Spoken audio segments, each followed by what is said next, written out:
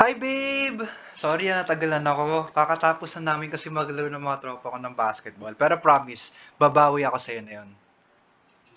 Ay nako, adik ka sa basketball na yan, babe. Eh, bano ka naman eh. Grabe! Grabe ka mga pagsalita ah! Ang, ang sakit nun, ang sakit nun. Hindi porket Pilipino ako at maliit, bano na. Kilala mo ba si Jason Castro? Kasing height ko nga lang yun eh. Pero minsan na siyang tinawag na The Blur at the fastest man in Asia. Sino? Jason ano? Hindi ko nga kilala yan Palibhasa eh. kasi hindi ka nanonood ng basketball. Ang kilala mo lang yung mga popular at pogi. Yan, sila Richie Rivero lang kilala mo, di ba? Papa Dwight mo. Hindi kilala ko rin kaya si Stephen Curry. Uy, favorite ko yun, Pogi kasi. Oh. Oh, di ba? Sinabi mo na. Favorite mo kasi pogi at popular. Ay, nako. Teka lang kung may ginagawa ka, teka lang. May check lang ako sa phone ko saglit. Ay, shucks! Talo na naman ang Ginebra! Ay, nako. Sorry, babe. Ano ba yan, babe? Bakit ba kasi kayong mga lalaki kailangan pang nanunugan? Hindi ba pwedeng manood na lang kayo? Ay, nakakainit ka ng ulo ah. Tingnan mo kasi, ang basketball at sugal, it goes hand in hand.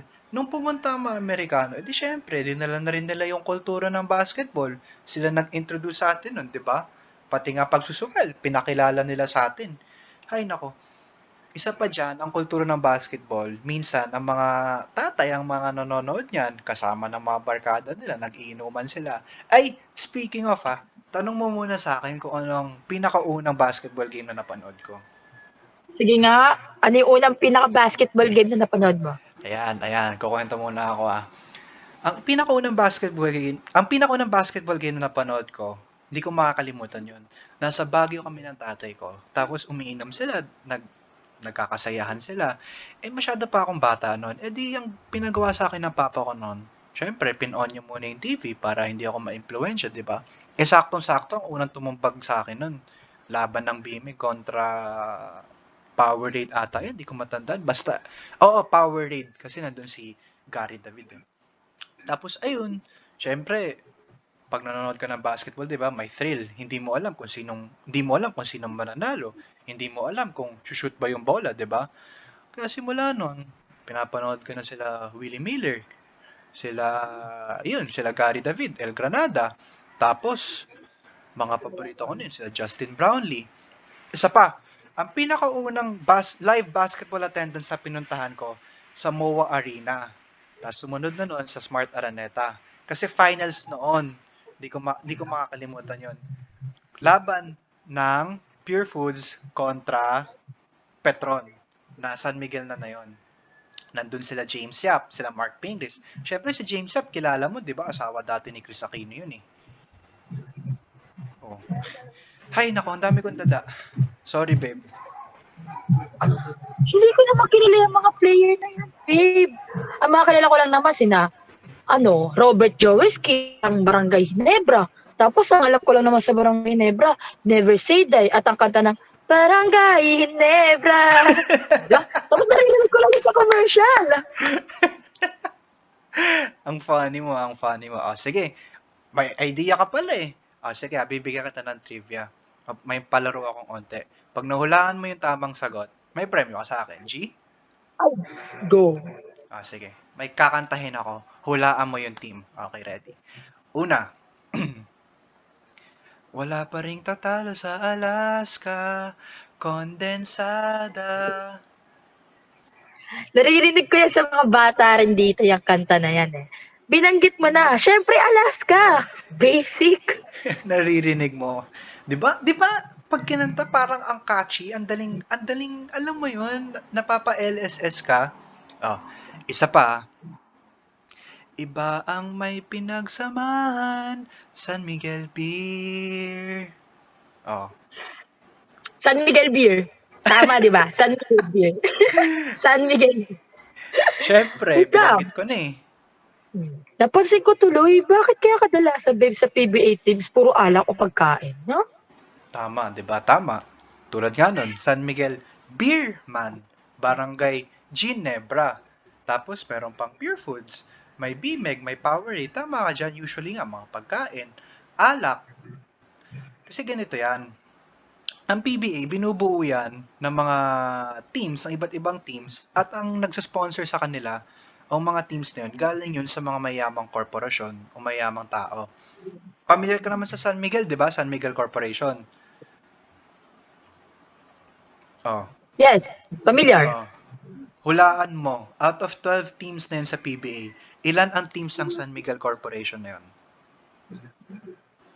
Hula ko lang to 7 to 8, I guess. Ang dami naman, edi parang paligan na lang din nila yun. Apat lang. Oh, kilala mo si MVP, yung mayamang negosyante. Hindi, sino yun? Hindi mo kilala si MVP. O siya, si MVP, meron naman siyang dalawang teams. Yung Talk and Text at Meralco. O, di ba? Pangalan pa lang Talk and Text. Di ba? Isa yan sa malalaking mga SIM natin. Mga telecommunications natin dito sa Pilipinas. Meralco. Alam ko, ang Meralco ang pangunahing source ng electricity natin dito. O, di ba? Tsaka kung iisipin mo, maganda ring marketing yan sa mga teams. Kasi, ayun nga, pag binanggit mo, Alaska, hindi lang yung team yung papasok sa'yo. Anong naiisip mo pag sinasabing Alaska? Di ba yung kondensada nila, yung evaporada nila? Oh, anong pumapasok sa'yo pag sinabing Meralco? Source of Kuryente, di ba? Kuryente. Oh, Diba? pag binanggit Inebra, pag binanggit Inebra, San Miguel, usually, di ba, pag inuman yun, pang inuman ng mga tatay. Oh, di ba? Ay, nako, ang dami kong dada. Sorry. Ang daming daday, hindi ba muling usapan? Alam mo, hindi ka na lang pumirmi dyan. Ayan, nauubos na yung baon mo, kakapusta, babe. Imbis na pinagdi-date na lang natin, wala. Oh, gusto mo ng date? Gusto mo? Oh, tara. Manood tayo ng laban ng Gilas Pilipinas sa linggo. Ano, G? Nagagalit na ako dito ka basketball mo. Tapos, yung date solution mo is manood ng basketball. Ano ba? Iniinit yung ulo ko. Ang init-init na nga. Bakit ayaw mo manood ng laban ng Gilas Pilipinas? Lahat nanonood doon. Tila tumitigil ang Pilipinas kapag naglalaro ang Gilas Pilipinas, parang laban ni Pacquiao, di ba?